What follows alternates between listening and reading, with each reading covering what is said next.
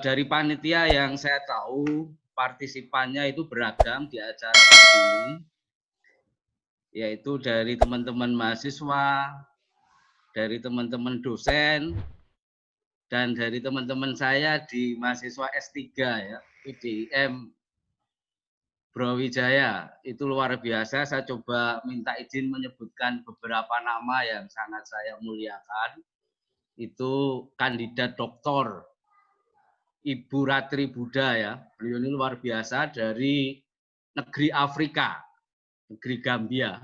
Itu menyempatkan hadir kayaknya tadi di sini. Dalam rangka apa? Ya untuk reuni, kemudian Guyon Maton Parikeno berbicara tentang lapak bisnis. Kemudian ada juga dari negeri Maluku. Kayaknya ada kandidat doktor Ibu Hani. Ini juga luar biasa.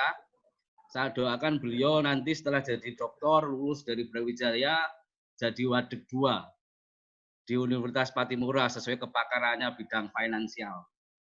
Kemudian ada juga ini pengusaha apa itu ya, pimpinan bank, Bapak kandidat Dr. Rizky kalau nggak salah, itu juga dari Samarinda saya. Terus kemudian di list di WhatsApp yang saya terima pada pagi ini luar biasa, salah satu kolega di DPRD ya, tepatnya Wakil Ketua DPRD dari Partai Kebangkitan Bangsa Kabupaten Lumajang. Bapak, wah ini Bapak Sugi sarjana hukum ini luar biasa, mau menghadiri juga ini. Beliau itu tokoh politik juga masih sempat-sempatnya ngikuti acara buka warung, buka lapak ini ya. Terus saya coba juga menyebut kolega dari perwakilan dosen Jawa Timur yang terkumpul di Pakerti sama AA, yaitu Ibu Camat, Ibu Sukma ya. Ini luar biasa juga. Selamat datang. Selamat datang Pak Gus. Wah ini luar biasa, ini Bu Camat satu ini juga luar biasa. Sudah dosen, Bu Camat, usahanya juga banyak beliau. Terus pada kesempatan kali ini, karena saya juga dari komunitas Taman Bungkul Surabaya, yaitu komunitas pedagang kaki 5, saya ucapkan selamat datang juga kepada perwakilan pedagang kaki 5 dari Taman Bungkul ya, 1, 2 yang hadir. Waalaikumsalam Pak Gus. Selamat. Luar biasa ini. Harus ngikuti. Anugerah tak terkira ini. Beliau Bapak Ahmad Tabarani sarjana hukum. Ini beliau yang Bau Rekso, yang memiliki kampus Yadika. Bangil. Saya kalau nggak dekat-dekat beliau, saya nggak digaji ini. Luar biasa. Selamat datang Pak Ahmad Tabarani. Nah, terima kasih, sukses. Terus satu hal juga, komunitas kolega saya di ojol ya, driver ojol baik mobil maupun sepeda motor yang ada di komunitas Surabaya kayaknya juga hadir tuh saya kira sekilas di ini. Terus tak lupa luar biasa saya sampaikan terima kasih kepada kawan-kawan saya, anak-anak saya, adik-adik saya, mahasiswa, terutama dari kampus Yadika dan kampus Pasuruan umumnya dan Jawa Timur ya. Mungkin ada yang dari Universitas Surabaya juga luar biasa.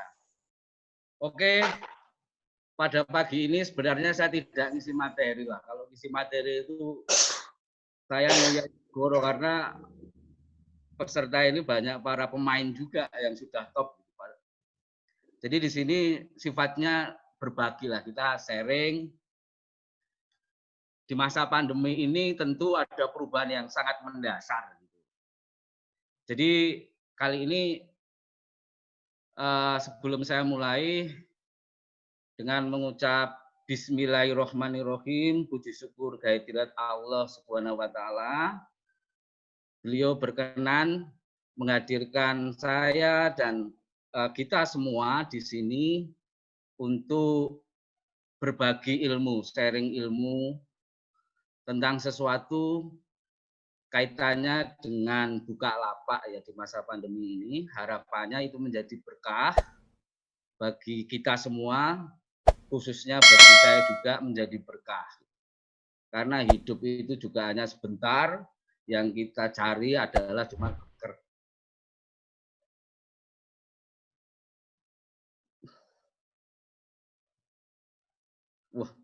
Maaf teman-teman, saya itu agak melo ya kalau bicara tentang Tuhan gitu.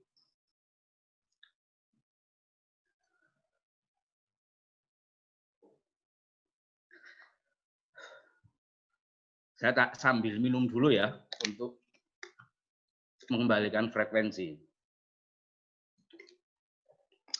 Oke, baik teman-teman, saya akan share materi saya ya.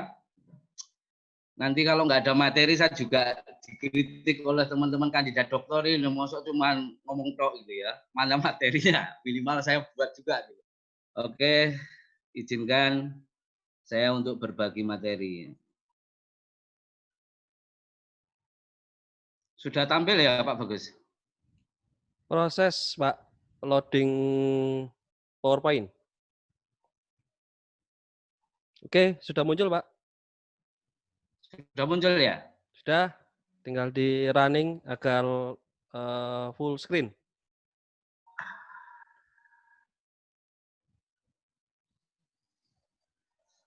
Oke, tampilannya sudah full screen Pak Bagus. Oke, siap. Monggo Ya, Pak. Terima kasih Bapak dan Ibu-ibu semua serta kawan-kawan mahasiswa ya. Pagi ini saya akan berbagi sharing lah tentang peluang bisnis atau buka lapak ya di masa pandemi ini. Kita ketahui bersama dan sudah menjadi semacam pengetahuan ya di alam bawah sadar Bapak, Ibu-ibu serta teman-teman mahasiswa ya bahwa 9 dari 10 pintu rezeki itu adalah berdagang. Jadi berbisnis atau berbuka lapak. Tapi kali ini pagi ini ya kita endek-endekan saja lah berbicara konteks bisnis. Itu levelnya mikro UKM. Tapi ketika kemudian UKM ini digarap dengan serius juga bisa menjadi usaha kecil yang miliaran. Seperti itu. Jadi untuk yang level intermediate atau advance itu nanti kebagian tugasnya dari kandidat doktor yang ada di PDMUB ini yang para pakarnya gitu. Mereka bisa berbicara tentang BUMN, berbicara tentang korporat besar lainnya kan gitu. Tapi pagi ini saya berbicara dalam level UKM yang faktanya yang saya sampaikan kali ini di Bapak Ibu itu kurang lebih itu sudah saya eksekusi, sudah saya lakukan seperti itu. Baik, saya akan lanjutkan. Nah, Bapak dan Ibu-ibu serta teman-teman mahasiswa, sebenarnya apa sih yang akan saya bahas di dalam obrolan guyon maton pagi ini? Karena momennya itu lagi pandemik, tentunya linier terkait dengan fenomena pandemi ini, kita bisa apa? Kita bisa eksekusi apa untuk berbisnis, berlapak gitu, membuka sumber income yang lain. Pertama yang ingin saya mau sampaikan kepada Bapak Ibu sekalian itu tentang adanya fenomena baru. Kemudian juga mindset bisnis ya.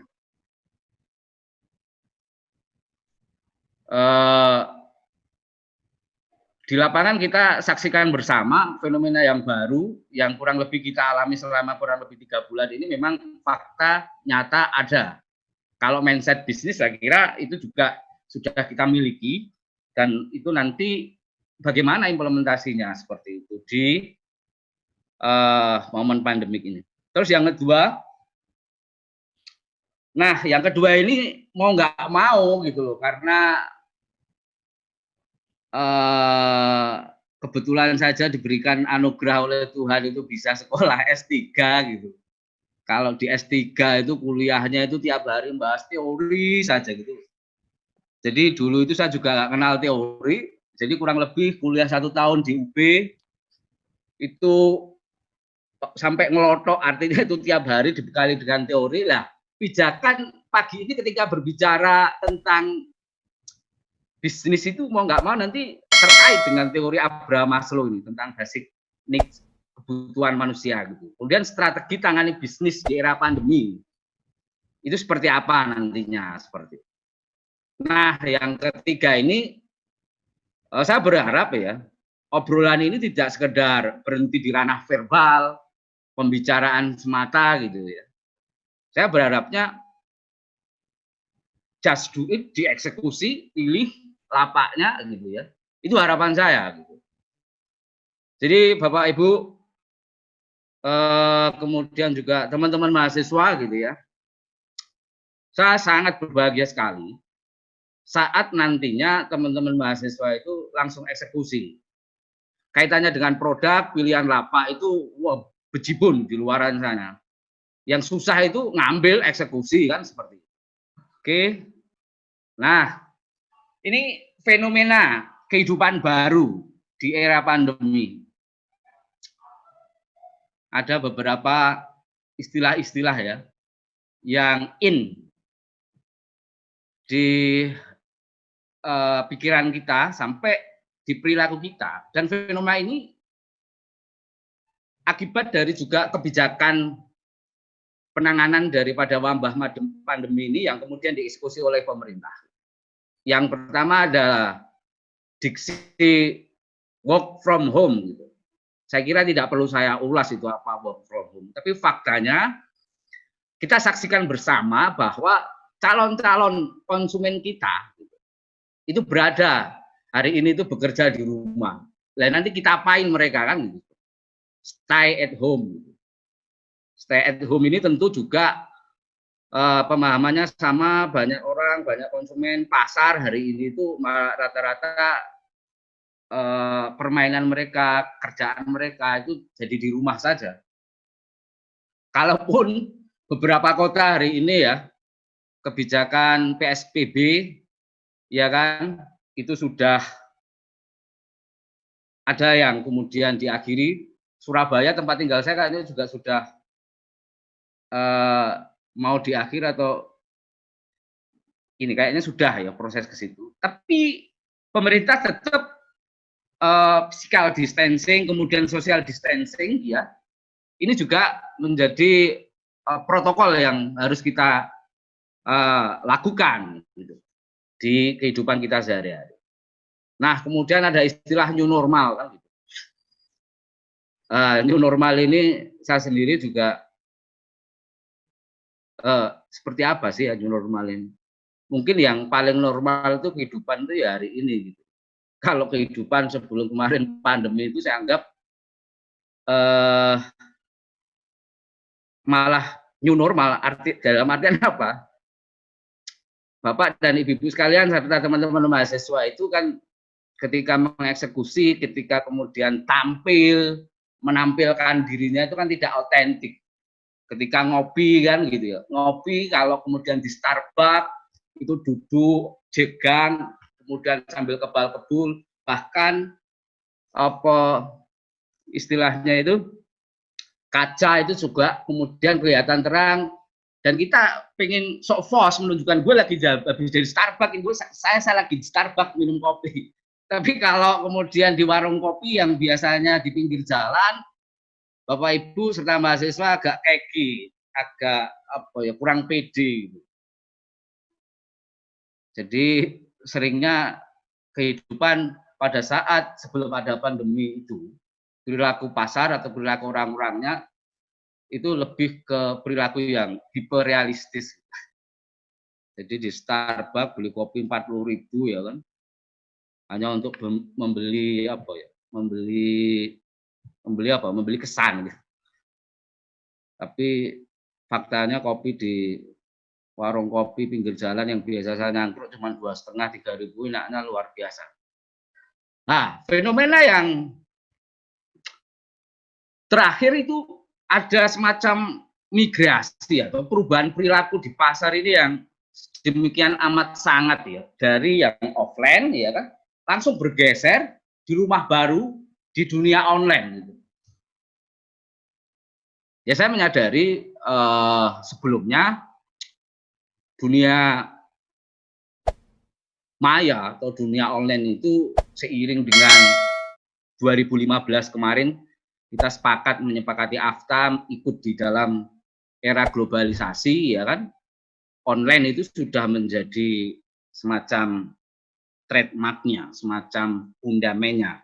kalau mau hidup di dalam masyarakat global. Apalagi hari ini di era industri 4.0 atau di era disruption gitu. Wah, ini lebih dasar lagi. Kita kayaknya hari-hari ini Bapak Ibu serta teman-teman mahasiswa ya kan nggak mau berubah, nggak mau melek terhadap teknologi informasi, ya kelibas. Saya sendiri juga hanya sebagai penjual nasi goreng itu juga berpikir ya apa membranding nasi goreng Mbah Joyo ini ke dunia maya, dunia online. Nah itu fenomena real, fenomena baru di era pandemi Bapak dan Ibu sekalian. Nah fenomena ini tentunya kita kasih solusi apa kan gitu. Mungkin fenomena ini ya kan fenomena gap fenomena di lapangan ini saya masih teringat ini nanti mungkin diketawain Pak Anies sama teman-teman di program Doktor Ilmu Manajemen UB. Fenomena ini akan mengharuskan seseorang itu memiliki semacam solutif. Tindakannya apa untuk kemudian merespon fenomena di lapangan yang seperti itu. Dalam konteks webinar kali ini tentunya solusi yang ingin saya tawarkan, apa kemudian respon terhadap pilihan lapak yang akan coba saya tawarkan, itu yang menjawab, yang kemudian akan kita bicarakan secara panjang dan lebar, secara santai di forum webinar kali ini ya. Bapak, Ibu, serta kawan-kawan mahasiswa yang lain masih bisa dengarkan suara saya? Jelas. Kebetulan di mute, Pak. Jangan Pak Bagus yang jawab, peserta yang lain. Sangat jelas, Pak. Oke. Sangat jelas, Pak. Terima kasih. Saya senang juga. Nanti jelas sekali, Pak Broto. Mas Agus. Oh, siap. Terima kasih. Jelas, Pak. Soalnya ini di rumah sendiri, di depan saya tembok gitu. Saya kayak ngomong sama tembok. Jelas banget. Oke. Siap. Terima kasih. Terima kasih, Bapak Ibu sekalian. Saya lanjut ya. Siap. Nah, kali ini berbicara tentang mindset pebisnis. Ya, ini pebisnis ndek-ndekan. Insya Allah pebisnis yang level tinggi atau yang level tidak ndek-ndekan juga sama lah apa perilakunya. Seperti kita ketahui bersama, mindset ini cara berpikir, cara bersikap ya Bapak dan Ibu sekalian. Yang pertama itu pandai ambil peluang. Kadang kalau berbicara mindset pebisnis itu saya dari kacamata mindset ini saya juga bisa melihat perilaku seseorang itu. Entah dia jadi mahasiswa, entah dia jadi manusia biasa saat menghadiri forum, seminar secara offline itu seperti apa. Bapak dan Ibu sekalian, saya contohkan saja ya. Pandai ambil peluang itu seperti apa sih? Ini dalam kasus yang sederhana lah. Ini dalam konteks pendidikan dulu. Jelek-jelek gini saya dipercaya di Yadika jadi teman mahasiswa di kelas untuk menyampaikan materi ya mungkin disebut dosen gitu, tapi kadang kalau mau nyebut dosen itu tinggi sekali gitu karena kadang biasanya cuma jualan nasi goreng, jualan kentang kriwul, jadi dosen itu juga rada tinggi sekali karena fungsinya sebagai pendidik. Tapi satu hal Bapak dan Ibu semua, saya itu kadang sering mengamati perilaku mahasiswa saya. Saat jam kuliah itu dimulai, saya sebenarnya dalam hati itu pengen nunggu.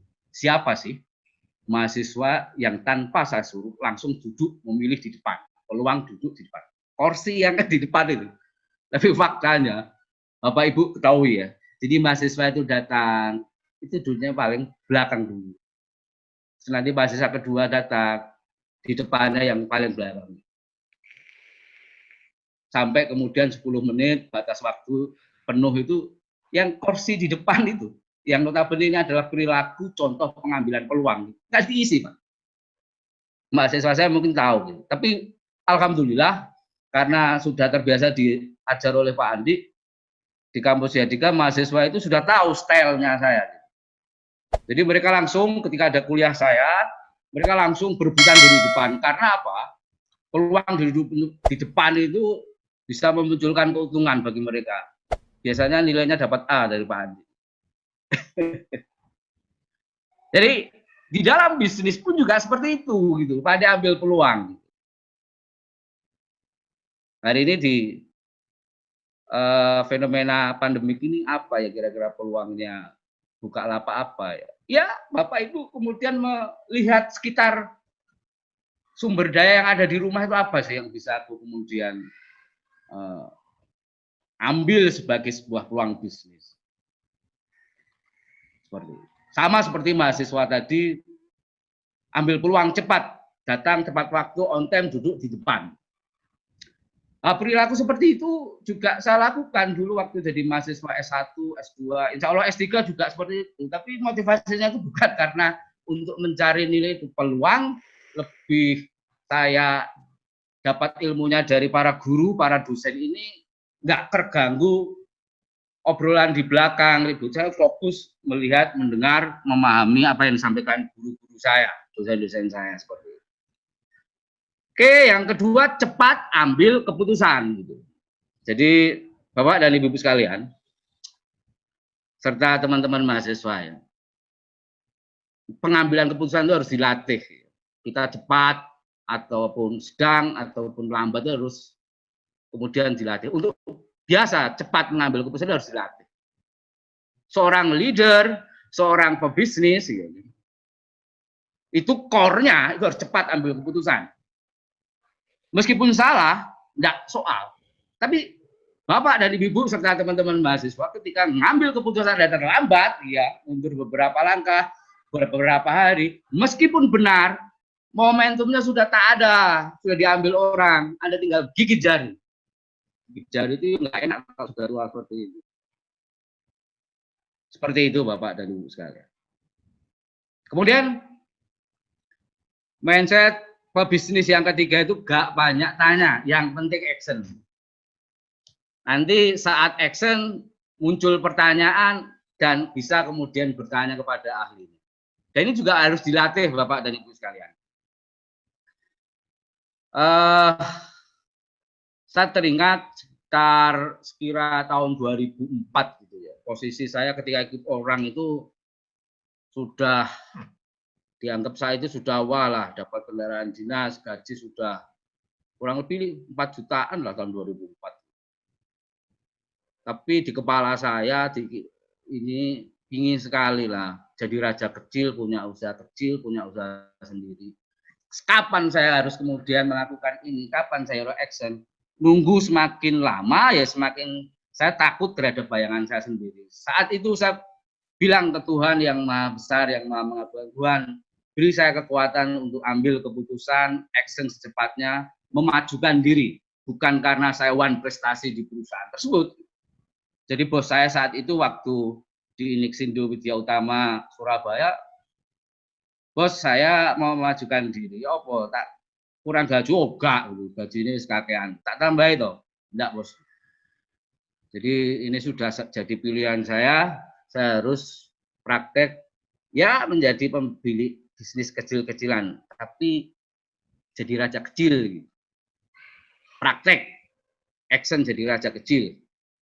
Dan saya yakin setiap orang itu punya versi terbaiknya, punya semacam DNA, di mana nanti Tuhan ilhamkan Anda semuanya, itu kelebihan keunggulan Anda, dan Anda berbuat banyak demi kemaslahatan orang lewat potensi terbesar yang genuine unik itu.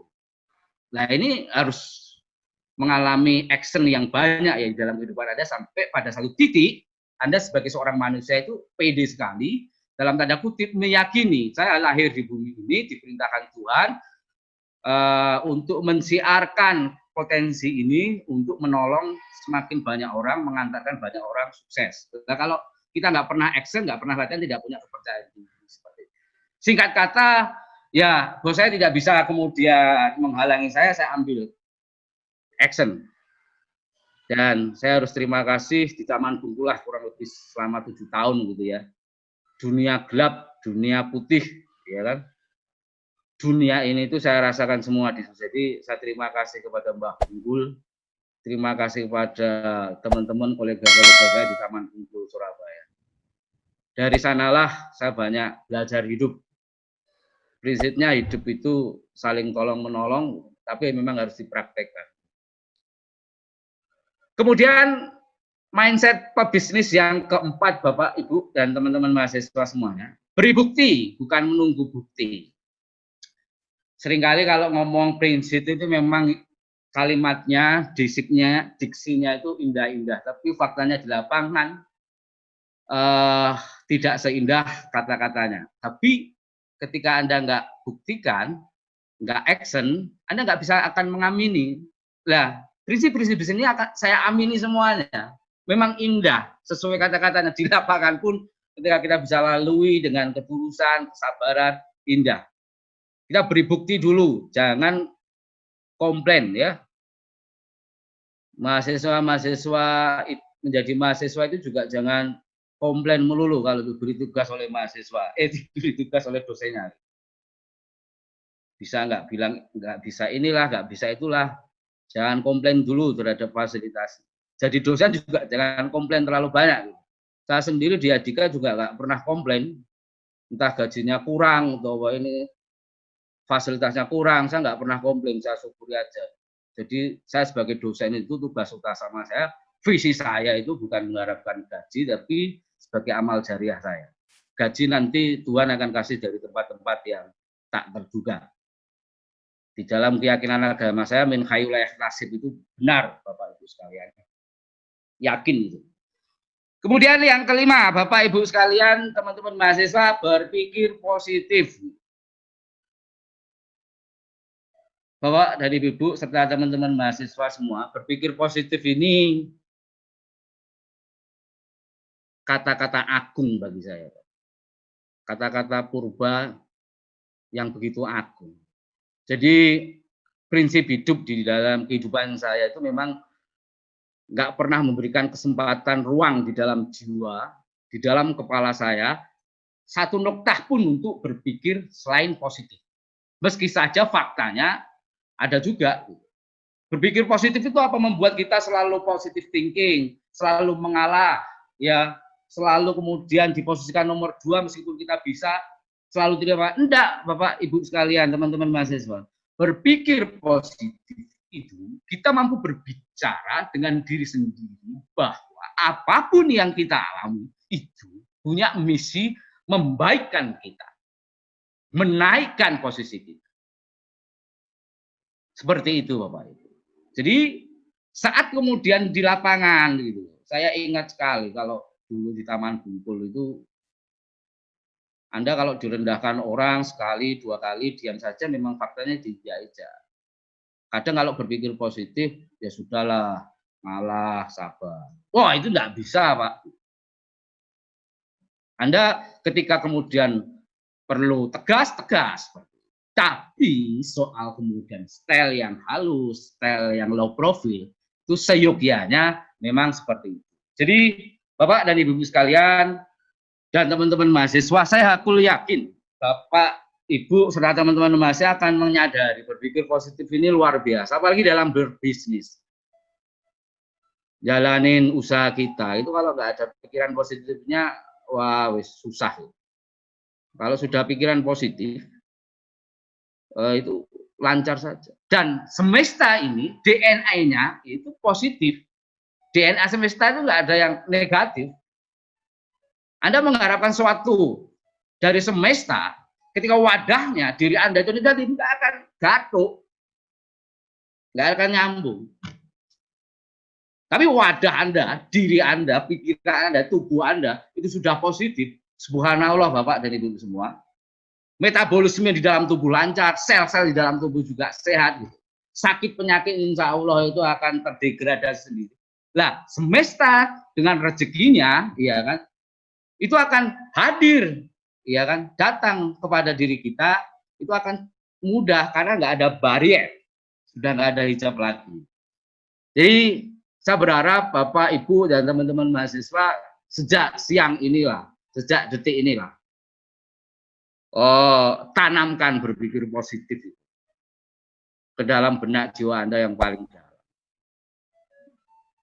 Karena saya pernah membaca sebuah artikel ilmiah ya.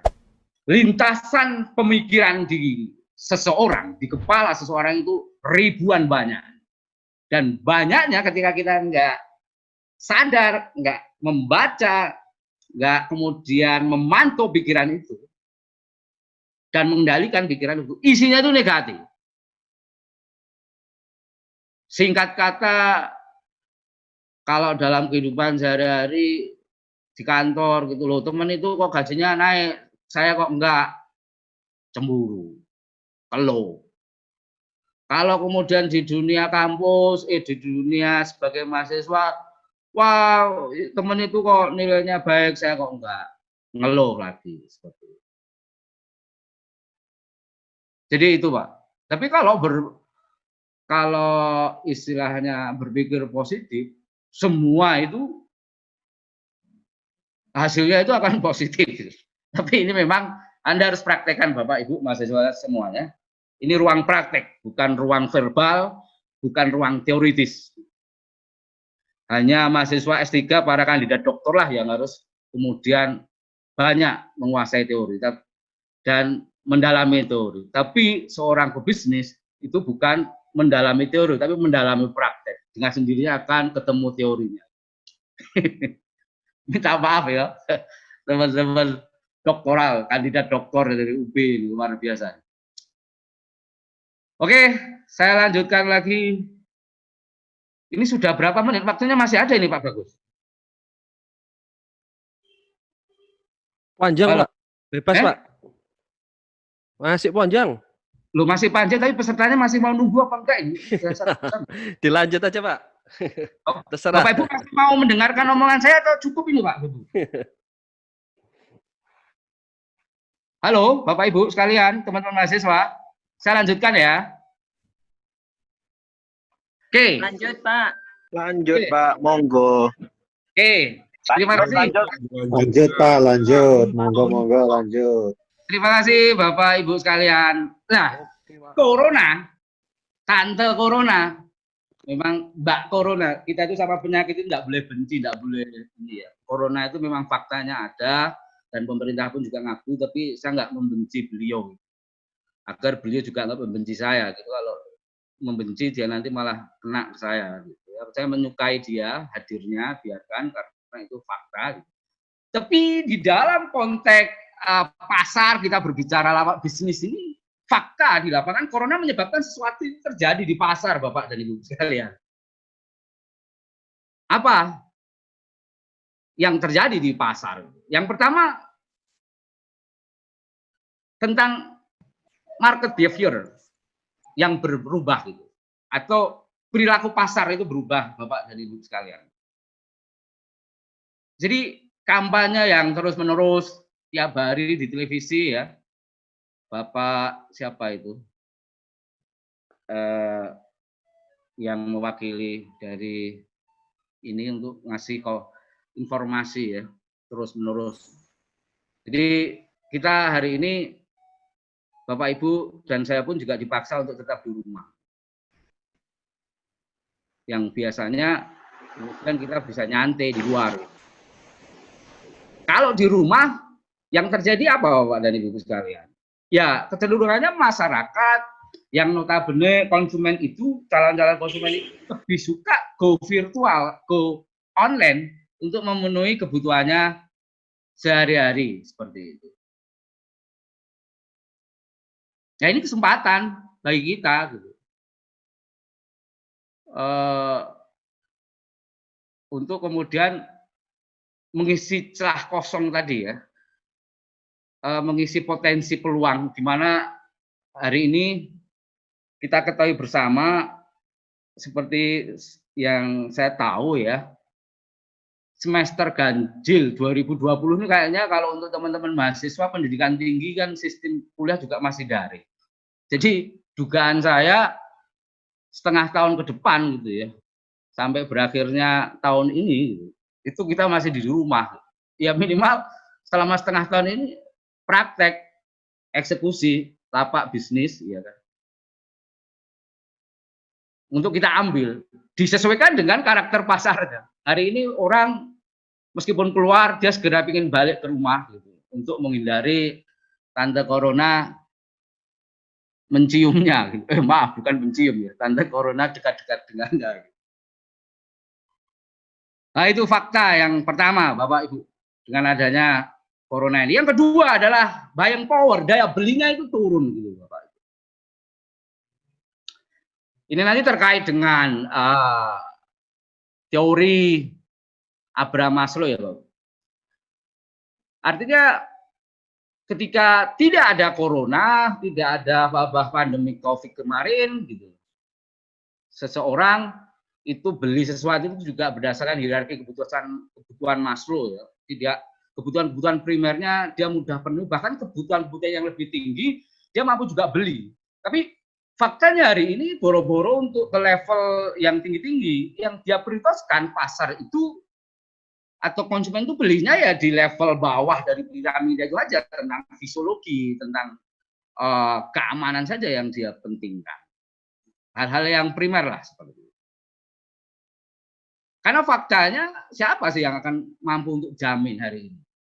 Corona itu, Mbak Corona atau Tante Corona ini akan segera keluar, pulang ke rumahnya ya. Ya, nggak tahu nih Tante Corona ini rumahnya mana. Insya Allah pulang, keluar ke rumahnya di luar Indonesia ya kan, dari Indonesia kemudian sudah bersih, tidak ada Tante Corona karena Tante Corona sudah pulang dari luar bumi Indonesia, bumi Nusantara ini. Kita tinggal aman. Tapi kapan gitu? Kita belum tahu. Dan posisi pemerintah hari ini juga tetap berpijak pada keputusannya bahwa protokol kesehatan untuk kemudian terhindar dari corona dan kebijakan untuk kemudian menyelesaikan soal wabah ini masih terjadi. Seperti itu. Itu Bapak, Ibu-ibu, dan teman-teman mahasiswa semua ya.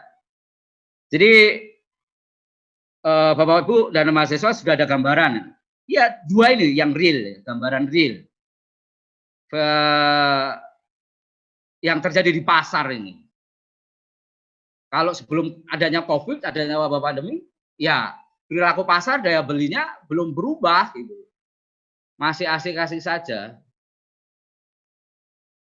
Ya daripada nunggu go online ya mending kongko di Starbucks atau di PSD atau di McD ya kan, nyangkruk makan di situ. Hari ini nggak bisa gitu, nggak nyaman, dan bahkan ekstrimnya di daerah-daerah tertentu, mungkin di Surabaya ini juga masih ekstrim ya. Kita mau ke McD, kayak saya di Rumput mau ke McD juga boleh take away aja. Jadi beli bungkus bawa pulang ke rumah.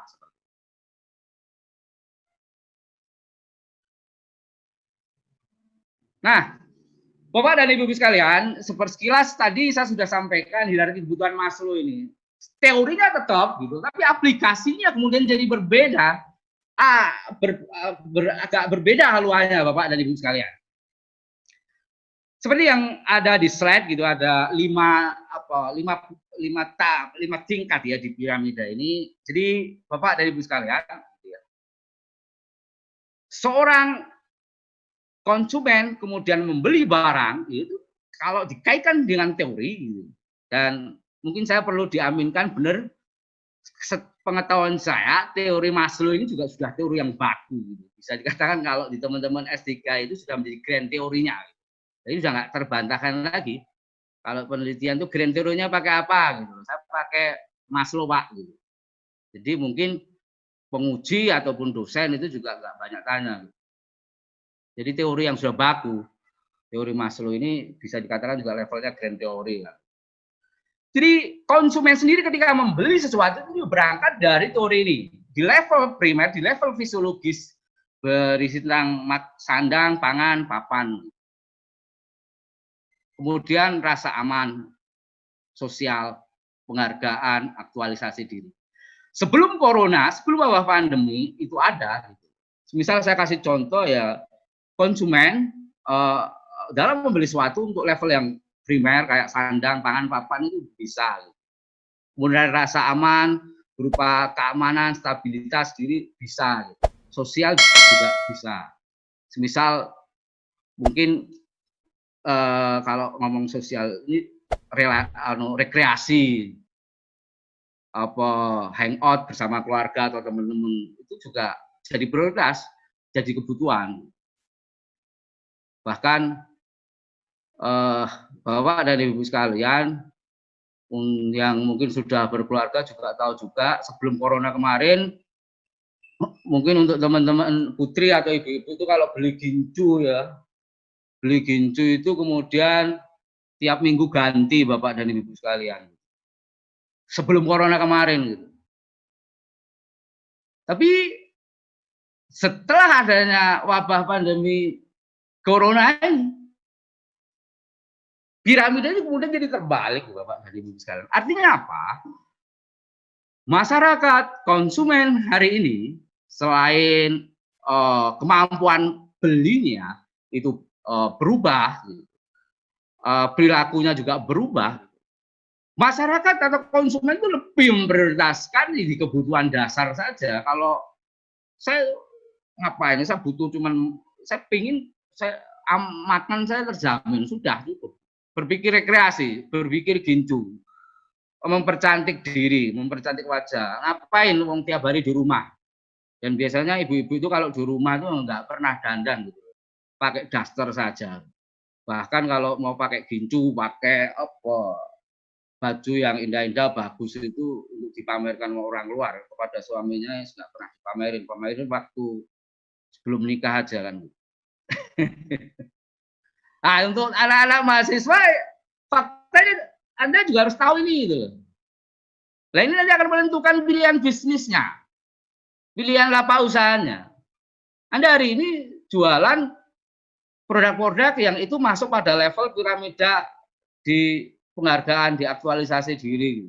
Aktualisasi diri kalau contoh produknya itu jualan workshop ya, yang sebelum wabah pandemi ada itu saya juga jualan workshop lewat, jadi keliling kota seluruh Indonesia itu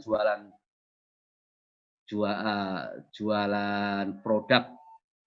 Setiap orang bisa menjadi semacam pemilik franchise ya kan di Arminareka, pengusaha umroh haji. Tapi hari ini ya agak tenggelam mati kutu dulu. Cepat harus kemudian switch ganti produk apa, menyesuaikan pasarnya.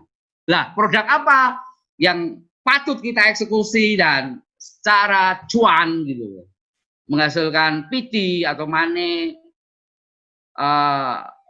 manajemen cash flow-nya itu hadir meskipun sedikit-sedikit.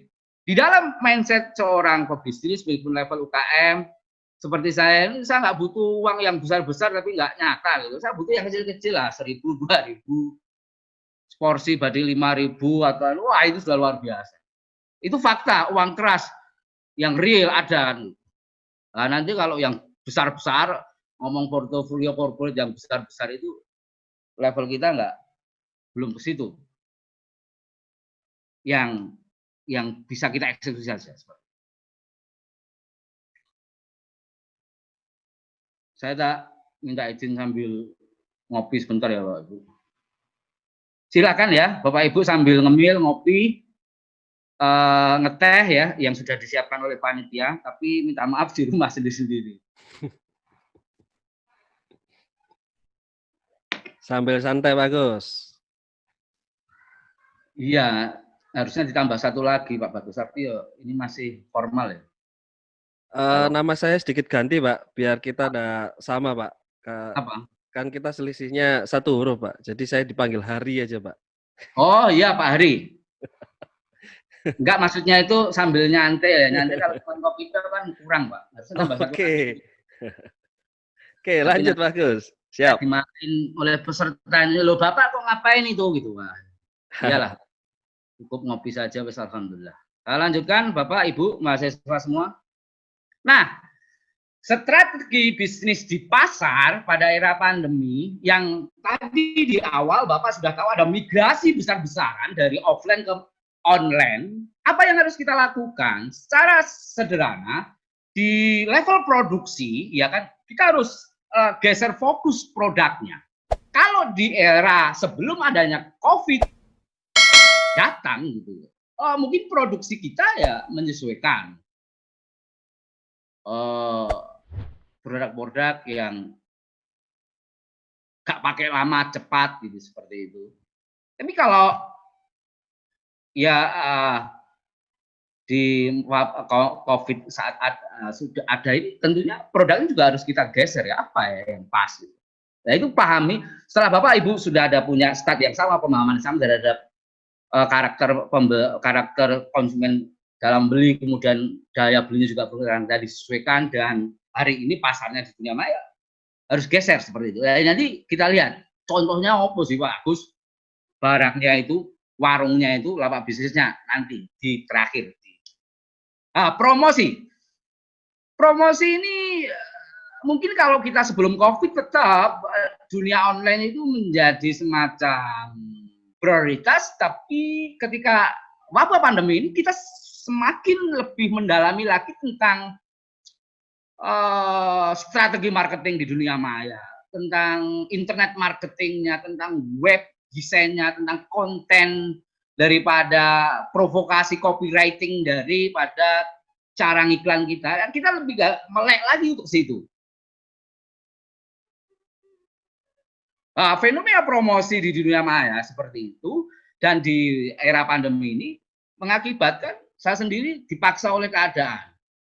Harus kemudian, kalau mungkin Bapak Ibu cermati sebelum pandemi, Bapak Ibu yang dosen dulu itu kalau untuk ngomong kuliah online itu kayaknya hal yang berat sekali, wah itu high science atau high ilmu itu. Tapi hari ini dipaksa oleh keadaan, yang sebelumnya nggak ngeh apa itu Zoom atau itu Google Meet dan lain sebagainya, jadi lancar sendiri, pandai sendiri, berbekal kuliah menjadi mahasiswa yang serius di kampus Google University dan di Akademi YouTube. Modalnya dua itu, jadi pintar Bapak Ibu. Nah, yang strategi ketiga ini layanan online Pak Bu sekalian. Jadi layanan online itu seperti apa, pernak-perniknya, kemudian bahasanya itu saya jadi ingat. Makanya kemarin saya pesan kepada panitia itu kalau buat flyer lah Pak Bu, temen ke panitia itu landing page-nya itu jangan banyak gitu yo. Kalau bisa cuma beberapa kata langsung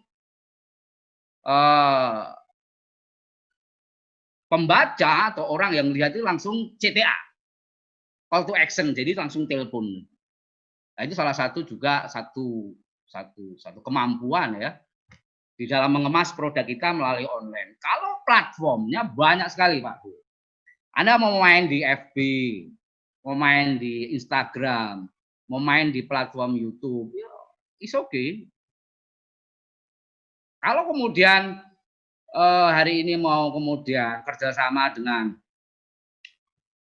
e-commerce yang ada, mulai dari Bukalapak, kemudian bahkan kerjasama dengan Grab, dengan Gojek, itu luar biasa. Itu akan membackup, mendorong lebih kuat, lebih powerful ya dari produk-produk bisnis kita. Bapak Ibu tidak perlu risau, ini saya harus beli ruko, buka warungnya di mana, nggak perlu. Faktanya saya ketika menjadi ojol, ketika nganggur, bukan nganggur ya, capek jualan nasi goreng ya, karena kebetulan saya juga suka nulis, kalau jalan-jalan keliling posisi sebagai driver kan sering nyangkruk, melihat itu jadi motivasi untuk. Jadi bisnis hari ini tuh dari gang-gang, dari tempat-tempat yang kecil gitu, tapi omsetnya Bapak Ibu luar biasa, 100 porsi, 70 porsi, bahkan ada yang 150 porsi. Lokusnya, tempatnya cuma di depan WC saja kadang. Aduh, giopo. Tapi faktanya banyak, laris. Mungkin kolega saya yang ikut di sini, yang komunitas ojol juga pada ketawa mungkin. Yo. Oke, ini real tawaran bisnis ya kan, lapak ataupun warung yang ingin saya tawarkan untuk dieksekusi di momen pandemi ini ya, Bapak Ibu sekalian. Insya Allah ini yang sudah saya eksekusi.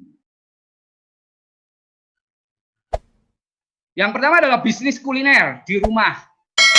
Saya contohkan di sini adalah jualan nasi goreng Mbak Joyo. Tapi tidak harus nasi goreng, mungkin saya melihat kalau di upload status WA itu kayak teman saya kandidat dokter Ibu Buddha itu sering upload makanan masakannya.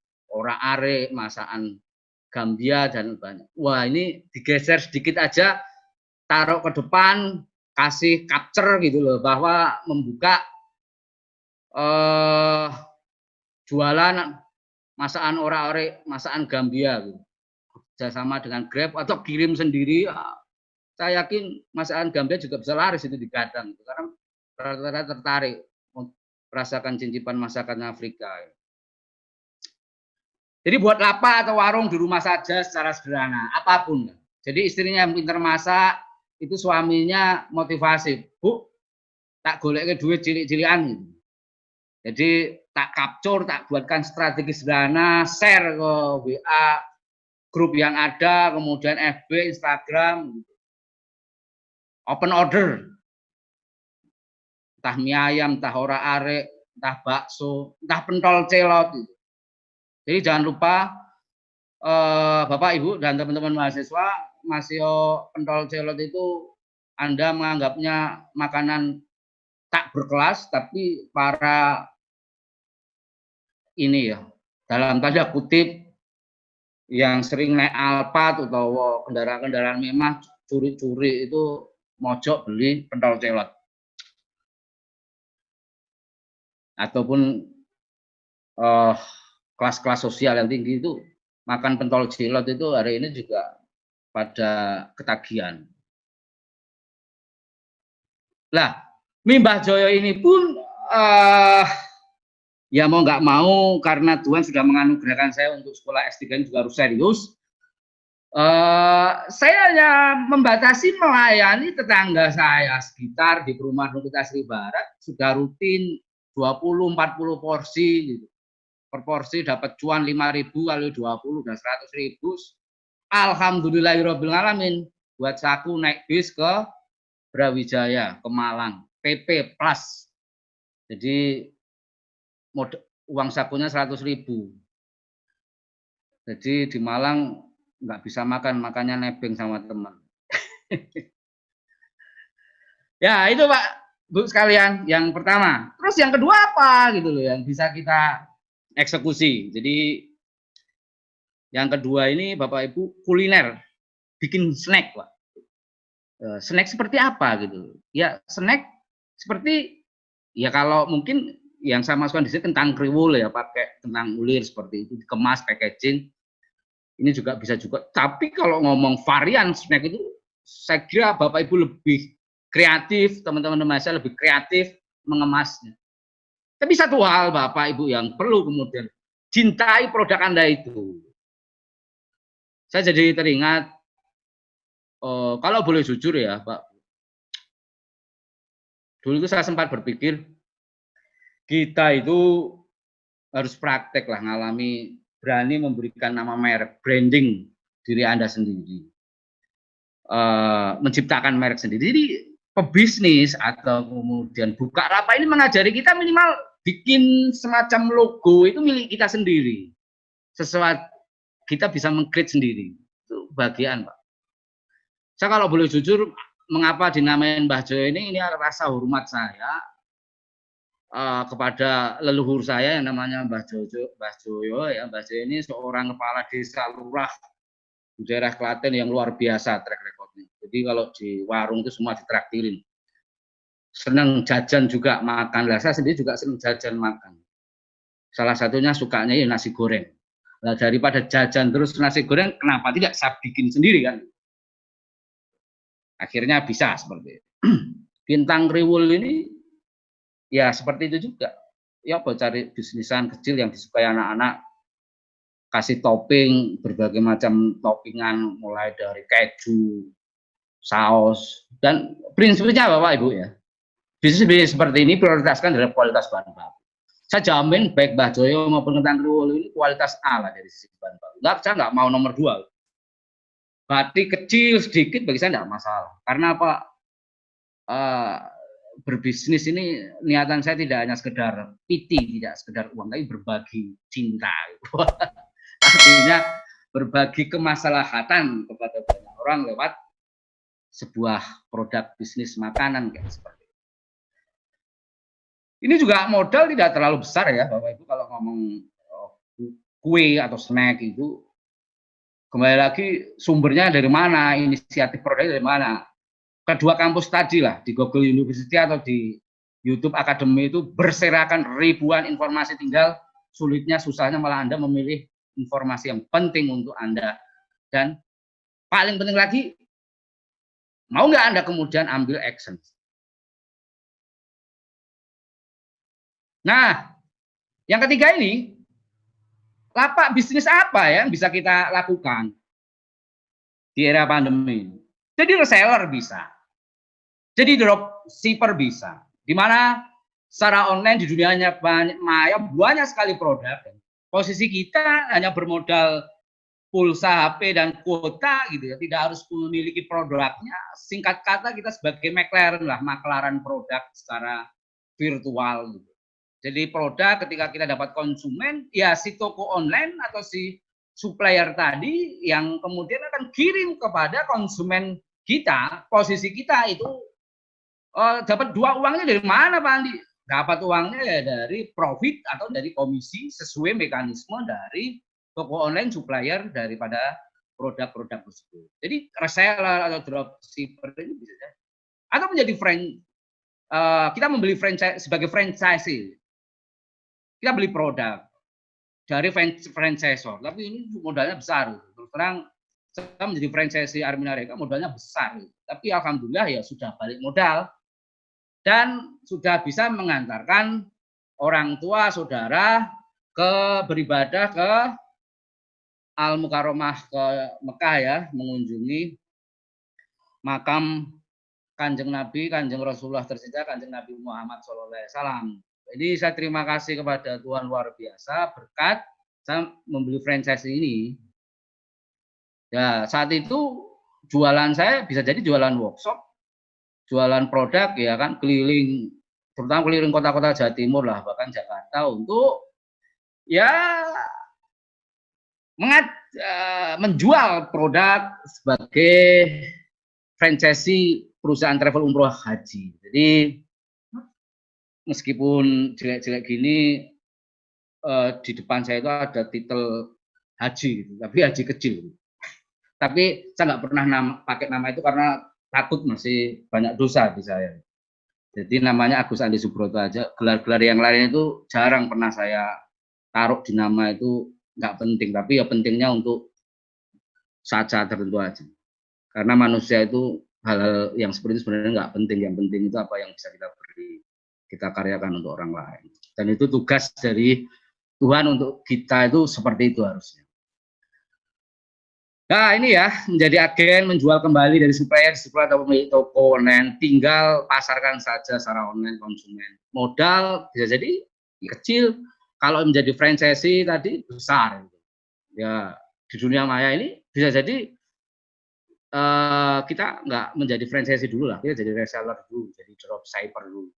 Bisa jadi kalau di dunia banyak tawaran bisnis kan banyak, jualan propolis kah, jualan.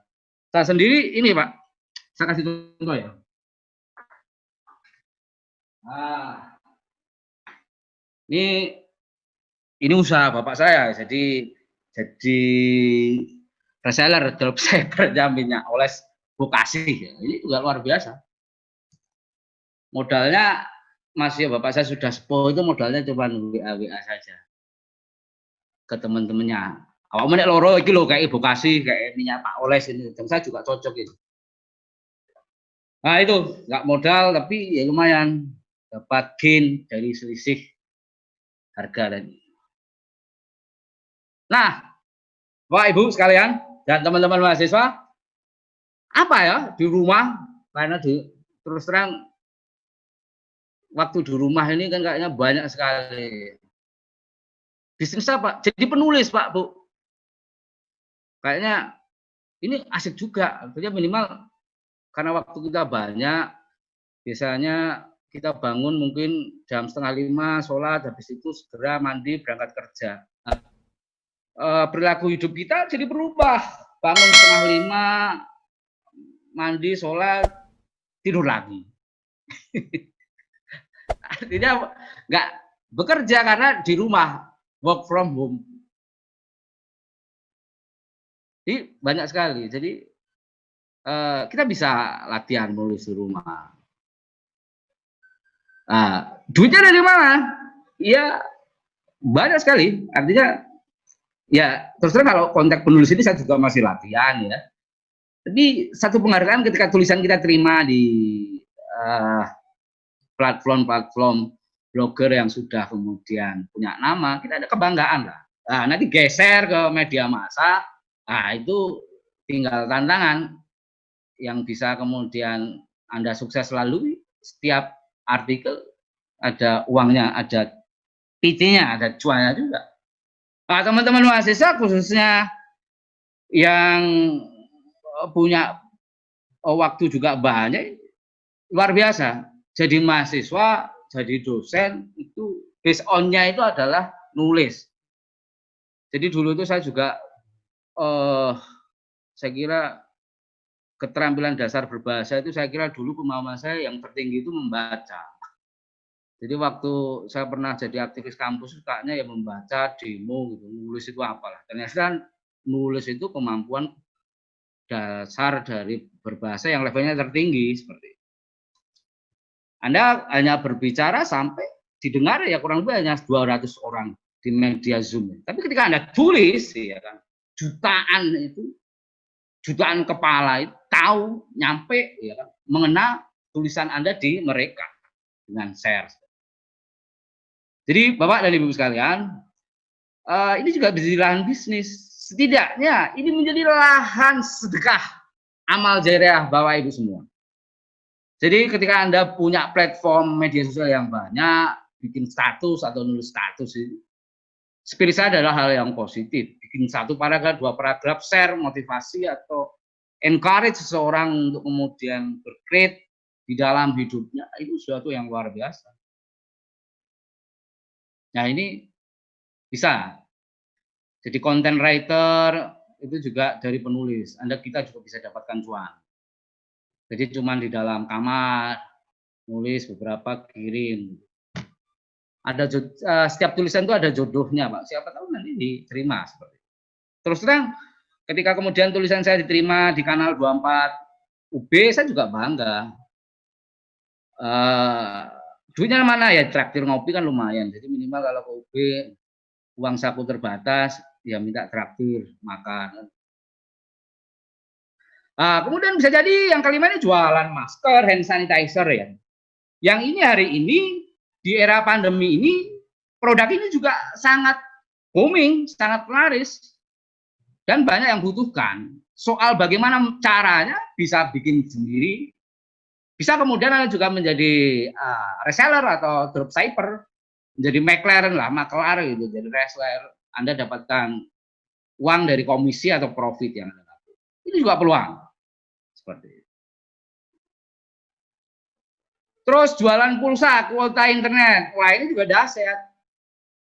Karena hari ini kita harus akui, era digital, era industri 4.0, era disruption, era apa itu tidak hanya sekedar global ya. Hari ini memang era-era big data lah.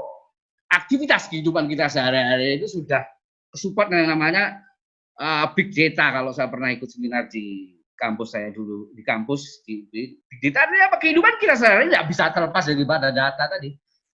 Ada Grab kalau mau online, kemudian berbagai macam itu semuanya back end-nya itu semua terkait dengan big data. Nah, pulsa, jualan pulsa ini luar biasa. Konsumen atau orang hari ini itu memiliki HP itu bahkan tidak hanya sekedar satu, bahkan ada yang 2, 3, 1 HP untuk kerja, 1 HP untuk selingkuhannya. Selingkuhan.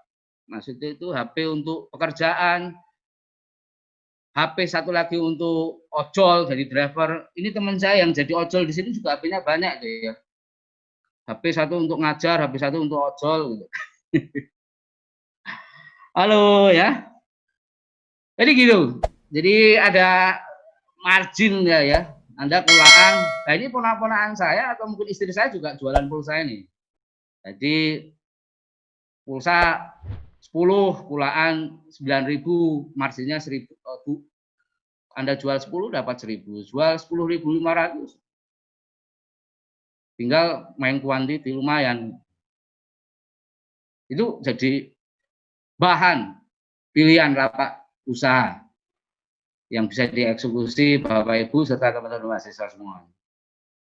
Nah, ini juga memanfaatkan diri Anda di rumah saja itu dengan menjadi YouTuber, Pak. Mungkin Bapak Ibu tahu ini wajahnya siapa, Bapak Ibu? Pak Hari, hostnya itu tahu ini wajahnya siapa, Pak Hari? Agak mirip saya sedikit, Pak. Oh, tapi kurangnya banyak ini. Iya, kurangnya banyak, Pak. Makanya sedikit itu, Pak. Ini Bapak Ibu ya, ini YouTuber terkenal Indonesia katanya. Namanya, saya bisa dibantu ini teman-teman mahasiswa. Bapak Ibu namanya siapa? Si Izul Yadika. Namanya siapa, Zul? Ini kalau nggak salah namanya Mas Atta ya, Atta Halilintar. Namanya itu Halilintar, rezekinya juga kayak Halilintar. Pendapatan sudah luar biasa dari YouTube. Cuan saya dari mana, Pak? Uang saya dapat dari mana, Pak? Dari AdSense, dari iklan, dari yang like, comment, subscribe terhadap akun YouTube Anda itu luar biasa. Dan YouTube ini sebagai satu platform media sosial kita yang menginisiasi kita itu sebagai seorang passionpreneur. Jadi kayak hostnya ini dia punya passion di bidang IT, bisa jadi YouTuber juga. Teman-teman atau Bapak Ibu sekalian yang suka mungkin dunia auto atau tentang tentang trade, menggunakan atau belajar tentang apa yang itu menjadi kesukaan Anda tinggal secara real time terpola, secara reguler, konten-konten itu Anda publish di YouTube, Anda bisa dapat uang dari situ. Dan hari ini semua bisa menjadi selebritis. Jadi YouTuber. Kalau di Instagram kita share ke situ juga. Ya, itu Bapak Ibu yang ke-7. Nah, ini yang ke-8, Pak. Menjadi driver ojol. Wah, ini juga peluang juga. Asal Anda orangnya nggak keki atau jaim. Kadang jadi dosen terus jaim, jaga image kepada mahasiswanya, dosen kok ngojol. Mana harga dirinya? Harga diri gengsi itu buang ke laut aja. Jadi kita yang penting halal, bisnis apapun tuh jalan. Jadi driver ojol ini lumayan. Ngirim produk, ngirim Mbah Joyo, daripada diambil orang lain, saya ambil sendiri. Kirim sendiri kan, seperti itu. Lumayan. Gitu. Pagi, ngojol dulu, siang kemudian jualan lain, sore ngajar, enak. Dapat 50.000, 100.000, alhamdulillah. Aslinya Bapak Ibu, bisnis itu banyak sekali, lapak bisnis itu banyak sekali. Kadang kita kurang syukur saja, kurang bersyukur. Inginnya yang gede-gede aja. Jadi kadang kalau home base saya memang di Setia-Dika sebagai dosen, tapi kadang saya ngajar juga di Surabaya. Ngajar etnis Tionghoa gitu. Jadi masuk kelas dasi, keluar dari kelas, dasinya dicopot, ganti jaket Grab. Langsung saya hidupkan, nyantol penumpangnya mahasiswa saya sendiri. Loh, kok mandi? Wis ayo kesuwen. Akhirnya malah dapat tip, dibayar oleh mahasiswa saya banyak. Nah, itu luar biasa juga. Nah, Anda bisa eksekusi itu. Nah, ini kan Pak, masa pandemi gitu. Nah, kalau di masa pandemi ini memang penumpang menunya ditiadakan, tapi menu ngantar makanan, ngantar barang ada. Lumayan gitu. Anda ngantar 5 kali dapat 50.000, belum dari aplikasi, ya lumayan ya, tergantung jarak. Ini lumayan juga. Itu pilihan lah Pak. Ini yang terakhir, Bapak Ibu sekalian, saya kira terus terang ya Bapak Ibu, salah satu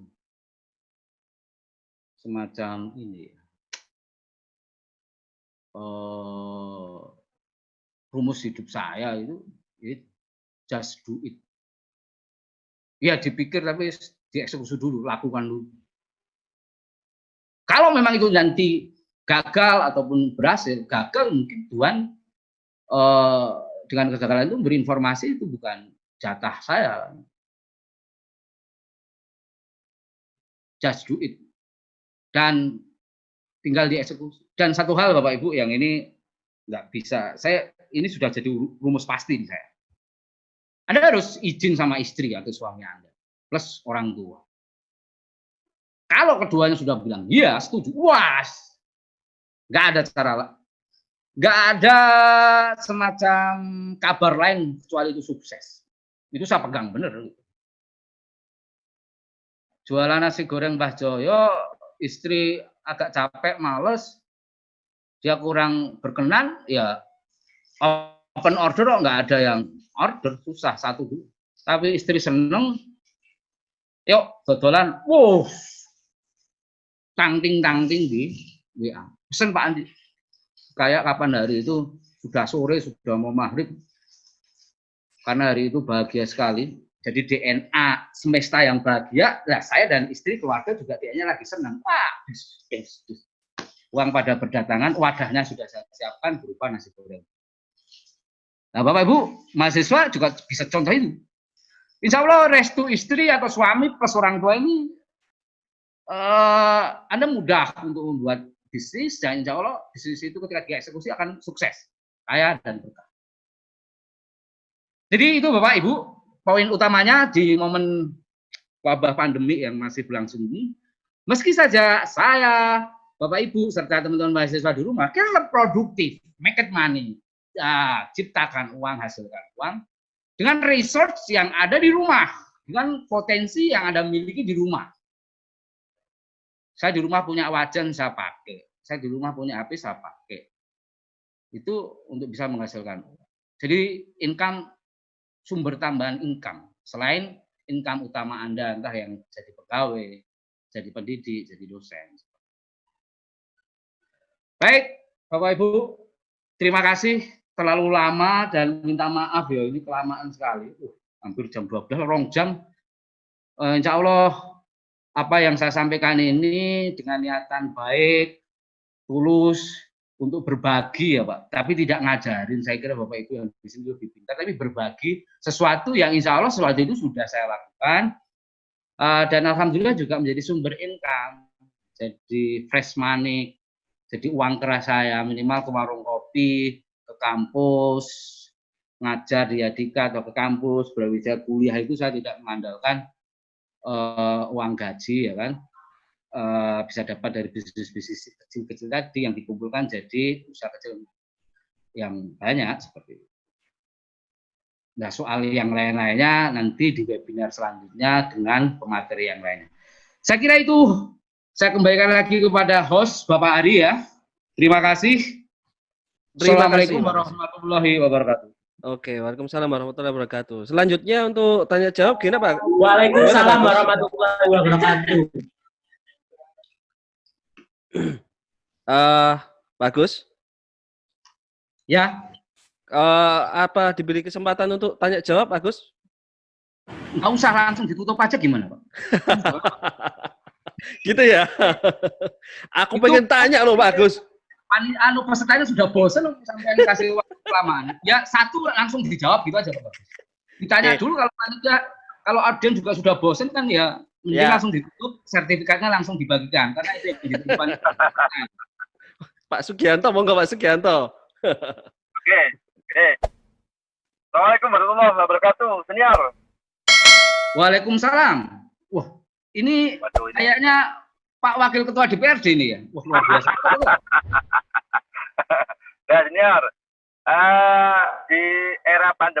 memang sangat sangat kita ngomong dan semangatnya adalah untuk kepentingan masyarakat ya.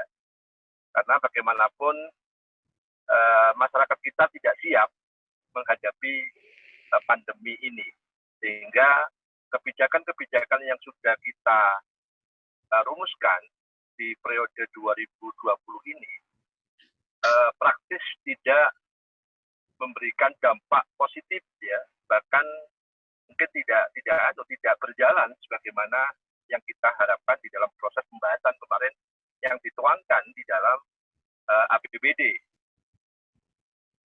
Khususnya yang jenengan tadi sampaikan Pak Broto bahwa UMKM yang menjadi sasaran kita pada kebijakan proses pembahasan APBD kemarin itu kita ironis Pak, kita sangat tidak siap dengan pola kehidupan di era pandemi ini, sehingga kemarin itu seluruh kebijakan yang sudah kita tuangkan itu kita coba realokasi, kemudian juga kita refocusing sebagaimana harapan dari pemerintah pusat. Bahkan anggaran yang sudah dikucurkan baik melalui DAU maupun DAK itu juga di self booking karena kondisi pandemi ini. Nah, dari apa yang jenengan tadi presentasikan, ini sangat mungkin terinspirasi bagaimana di ke depan ini, insya Allah bulan Juli ini kita akan melakukan perubahan anggaran di saat PAK itu. Tentunya kebijakan ini nanti akan kita sampaikan ketika nanti jenengan bisa memberikan sedikit tips ya, bagaimana untuk meningkatkan kelesuan yang saat ini terjadi baik di masyarakat UMKM maupun di pasar-pasar tradisional. Fasilitas umum atau mungkin kondisi tempat pasar misalnya, pasar tradisional sudah kita perbaiki, tetapi dengan WF, dengan stay at home, yang tadi sampaikan ini bahkan pasar sangat sepi sekali, dan ini berdampak kepada income yang didapatkan oleh masyarakat kelas bawah. Online yang selama ini tidak kita pikirkan menjadi sebuah kebijakan. Kemudian kesiapan SDM yang memang kita tahu, apalagi di daerah Lumajang ini, menurut saya tingkat SDM-nya juga tidak seperti Surabaya di tempat Mas Broto tinggal, atau mungkin Malang yang sedikit juga mulai ya. Tetapi di Lumajang praktis SDM-nya sangat rendah, sehingga proses pembelajaran online pun itu juga tidak memberikan dampak yang signifikan untuk merubah mindset dari pola penjualan offline menjadi penjualan online. Nah, tips apa ini yang harus kita tuangkan dalam sebuah kebijakan? Kita ngomong kebijakan tidak pada posisi ekstern, karena kita bicara pada kebijakan. Saya sebagai wakil rakyat, kebijakan apa yang harus kita sampaikan atau kita tuangkan di dalam minimal UAPPAS dan nanti akan di breakdown di APBD oleh bupati yang saat ini menjabat di Kabupaten Lumajang. Itu mungkin yang ingin kita serap dari pengalaman-pengalaman yang sudah kita lakukan. Terima kasih, Senior. Ya, terima kasih kepada Bapak Sugi, Sarjana Hukum. Menjawab pertanyaan yang disampaikan oleh Pak Sugi ya, saya jadi teringat dulu saat kemudian pernah jadi aktivis itu ada teori rekayasa sosial yang dimana dalam memanage, merekayasa, meng-create relasi sosial atau mindset sosial ini harus di-maintain seperti apa. Itu ada secara organik harus dilakukan, ada semacam tim untuk kemudian mendeliver terhadap sebuah bangunan, sebuah visi yang kita inginkan. Dalam konteks pandemi ini kaitannya dengan topik yang saya sampaikan tadi tentang membangun lapak, membuka lapak. Apa yang harus dilakukan untuk kemudian dengan kondisi real di masyarakat yang notabene dalam tanda kutip, jangankan ngomong melek IT gitu, ngomong lebih di buffer di bawahnya sendiri bahwa hari ini ada perubahan yang sangat besar di pasar loh Mbak, Pak, Bu gitu loh, bahwa konsumen itu sudah kemudian ceruk pasarnya ini tidak di offline lagi, di online gitu. Nah, mendeliver ini, pemahaman ini satu tugas tersendiri yang harus difasilitasi oleh satu tim untuk kemudian melakukan edukasi itu. Dalam konteks Lumajang seperti yang disampaikan oleh Pak Sugi tadi, dalam kebijakan DPRD-nya harus hari ini bagaimana frame bahwa pasar ini sudah bermigrasi ke digital ini harus disiasati, hari ini pemegang kebijakan itu harus meletakkan variabel online, variabel virtual, variabel dunia maya ini seperti ya dunia offline. Harus geser ke situ. Kebijakannya, keputusannya seperti itu. Di dalam konteks masyarakat, mungkin di teman-teman di daerah, penting kiranya untuk mendesain itu. Menjadi suatu gerakan yang organik, yang didesain, yang dibangun melalui edukasi-edukasi. Kalau sudah punya kesadaran, oh iya, aku dodolan iki nek cuman ning pasar tok iki kurang laku pengunjungnya ora ono siji loro. Dalam konteks saya pasarnya kalau di ngomong di Rungkun itu di pasar Paing pengunjung gak ono. Bu, share niku Bu, ning WA group nek dodolan apa iku produkan nyari iki. Lah ibuke kemudian nge-share iki apa toh? Diajari anaknya. Termasuk dalam konteks bapak saya, bapak mertua ini, beliau itu saya akui luar biasa kreatif. Wong sudah sepuh, gak paham HP itu njaluk ditukokno HP. Ini piye ngoperasikno? Saya sebagai anak mantunya yang ngajari. Lah, dia sudah tahu yang dasar-dasar saja, caranya nge-share WA dan sebagainya. Loh, moro-moro saya dikirimin apa produknya, salah satunya itu minyak Pak Oles ini. Sudah sepuh. Dan saya yakin kalau ngomong platform gadget yang sekarang ini masih di daerah Lumajang, masyarakat sudah terbiasa lah, bukan pakai HP jadul, tapi HP-nya sudah based on Android ya. Jadi ngomong WA, grup, WhatsApp itu tuh sudah bukan tematik yang elit di dalam IT, tapi sudah menjadi konsumsi diksi frase yang sudah terbiasa. Nah ini ketika kemudian secara institusi dikawal oleh pengambil kebijakan dan dananya juga ada, dan bisa jadi Setia Dika ataupun saya sendiri kalau diminta kemudian mendesain itu sangat insya Allah bisa juga bantu teman-teman DPRD Lumajang, terutama Pak Sugi ya. Kita punya semacam proposal untuk kemudian membackup membantu itu, atau menjadi semacam partner sebagai consulting lah, bagaimana sebagai tim konsultatif. Setia Dika kemudian diundang ke sana untuk mendesain itu, saya kira mampu saja dalam konteks yang ndek-ndekan dulu lah, kecil-kecilan dulu seperti itu. Saya kira itu Pak Sugi, luar biasa nih Pak Sugi ini kolega ya, beliau ini ke depan kayaknya jadi Bupati Lumajang, hari ini jadi Wakil Ketua DPRD, luar biasa ya. Beliau anggota DPRD yang masanya luar biasa banyak Bapak Ibu, dan saya appreciate kok ya mau hadir di Zoom webinar Setia Dika ini. Saya mewakili Setia Dika, Bangil mengucapkan terima kasih. Kita merasa terhormat sekali seorang fungsionaris Wakil Ketua DPRD Lumajang mau hadir. Terima kasih Pak Sugi Sarjana Hukum. Oke, sukses. Oke, terima kasih Pak Sugi, terima kasih. Terus gimana? Monggo Pak ini siapa? Bagus Prasetya. Assalamualaikum. Waalaikumsalam. Pak Agus Andi Subroto. Mau tanya nih Pak. Halo Pak Andi Subroto. Iya Pak. Dengan ya, mau tanya Pak. Bagus Prasetya ini Pak. Mana Bagus Prasetya?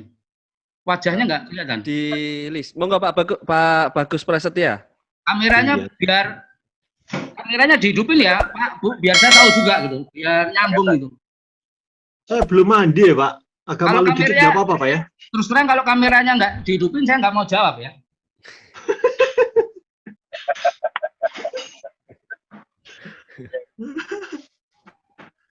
Halo Pak J. Ampun. Ini kan sudah ahlinya ini, kenapa tanya? Ini udah besar Malang ini. Ya, monggo-monggo Pak Bagus. Pak, mau tanya nih Pak, menurut pengamatan Bapak ini gimana terhadap nasibnya para ojol ini Pak? Karena ada PSBB, kondisinya sangat terpuruk nih Pak, orderan menjadi sedikit nih Pak. Saya kan sopir Pak, makanya hidup enggan mati tak mau, begitulah kira-kira. Kira-kira masih ada harapan atau hanya sekedar mimpi-mimpi yang terharapkan yang tidak mungkin tercapai atau bagaimana begitu Pak? Mohon pencerahannya Pak. Baik, terima kasih. Ini pertanyaan dari Pak Bagus ya. Saya jadi teringat, kadang kalau di forum cangkruan itu dalam tanda kutip ngobrol diskusi dengan teman akademisi. Jadi ojol itu kan tidak punya otoritas. Dia hanya kemudian digerakkan dan di remote oleh satu sistem. Jadi kita kayak semacam jadi robot saja. Posisi kita nggak ada bargaining. Tapi ya nggak masalah ketika kemudian dapat cuan, dapat uang dari situ, dengan kemudian menjaga perform kita sehingga bintang 5 itu kita dapatkan dari konsumen, sehingga aplikasi mesin tadi memberikan kita orderan.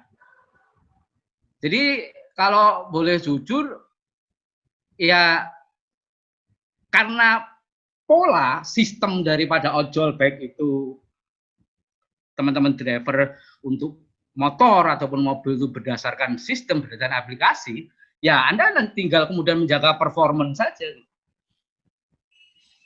Dan Anda nggak bisa marahin itu mesin. Mesin hanya kemudian melihat track record Anda dapat bintang 2, ada komentar negatif daripada penumpang, ini penumpangnya bau, keringetnya karena nggak mandi, ya sudah, nggak bakalan dapat penumpang setelah itu, karena sistem langsung nggak bisa dikompromis.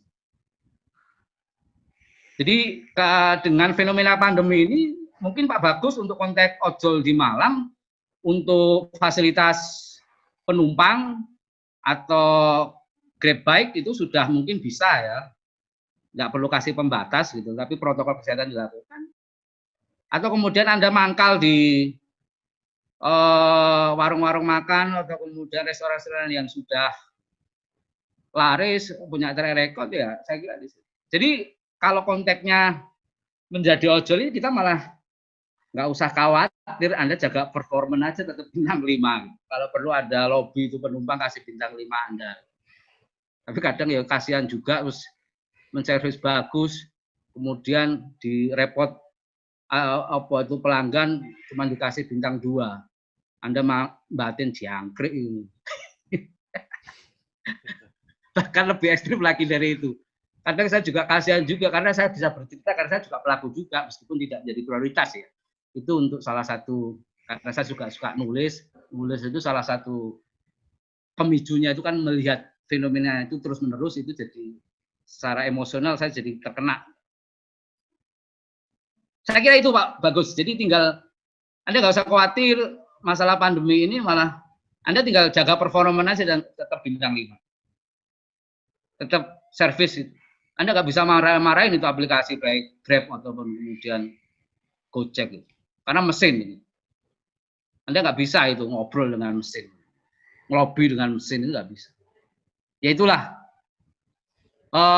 fenomena bisnis, platform bisnis yang hari ini hadir, yang nggak bisa kita bantah gitu di era 4.0 ini. Atau kemudian nanti di era selanjutnya nggak tahu lagi.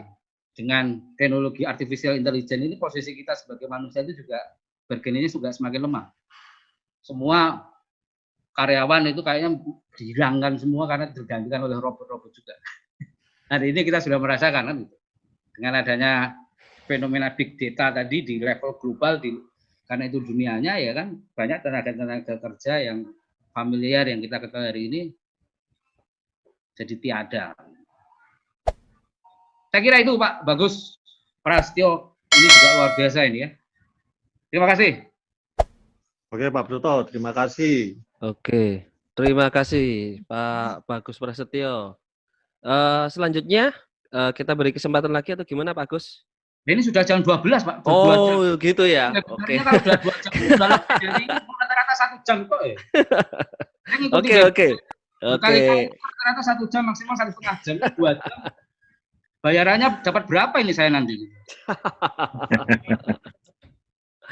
Oke. Saya batasi satu lagi pertanyaan. Ada lagi kalau ada yang tanya monggo Kalau langsung nggak ada, alhamdulillah gitu. Bisa unmute. Memang waktunya sudah ini ada Mbak Tantri nih. Monggo langsung di-unmute aja Mbak Tantri kalau ingin tanya. Ini via chat ini.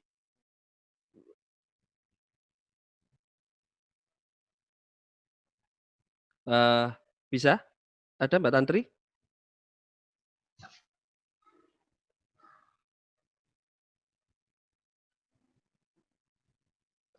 Nggak jadi kayaknya. Bisa ya? Oh, nggak ada.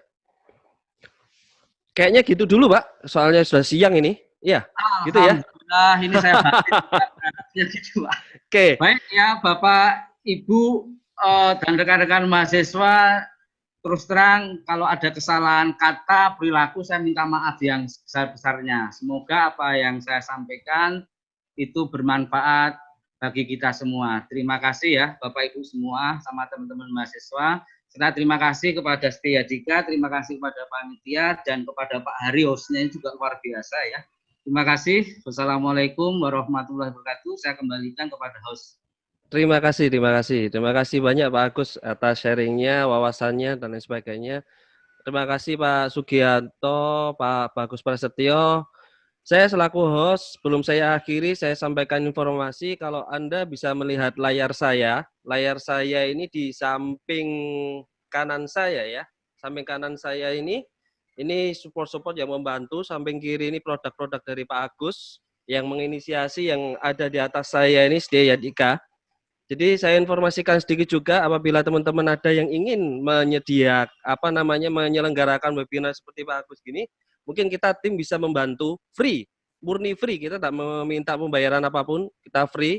Nanti kalau ingin tanya-tanya di WA grup yang sudah kita bentuk, yang kemarin untuk acaranya Pak Agus, silakan ditanyakan langsung via Wapri, atau mungkin kalau di Telegram bisa langsung chat ke adminnya. Jadi kita bisa berikan free, kita tidak meminta apapun, kita bantu sesuai yang tadi disampaikan sama Pak Agus. Jadi kita selain mencari yang tidak harus yang besar Pak Agus ya, kita cari yang kecil-kecil aja, tetapi jangan lupa untuk memberi lah. Kira-kira seperti itu. Saya sebagai host yang bertanggung jawab untuk membawakan acara ini, saya sampaikan terima kasih yang sebesar-besarnya. Untuk yang terakhir yaitu sertifikat atau e-sertifikat nanti bisa saya share langsung ke email Bapak Ibu sekalian yang kemarin melakukan registrasi. Atau mungkin nanti kita koordinasi sama tim juga, mungkin ada beberapa kebijakan, kalau ada, kalau enggak ya mungkin langsung kita share ke email Bapak Ibu semua, sesuai email yang Anda gunakan waktu registrasi, dan nama yang dilampirkan di e-sertifikat itu adalah nama yang memang Anda tuliskan di form registrasi Google Form. Kira-kira itu yang bisa saya sampaikan. Terima kasih banyak Pak Agus, terima kasih rekan-rekan semua yang masih bertahan hadir sampai di titik darah penghabisan. Saya akhiri acara webinar siang ini, kalau tadi kita mulainya pagi ya. Terima kasih yang sebesar-besarnya, terima kasih yang sebanyak-banyaknya. Saya akhiri. Wassalamualaikum warahmatullahi wabarakatuh.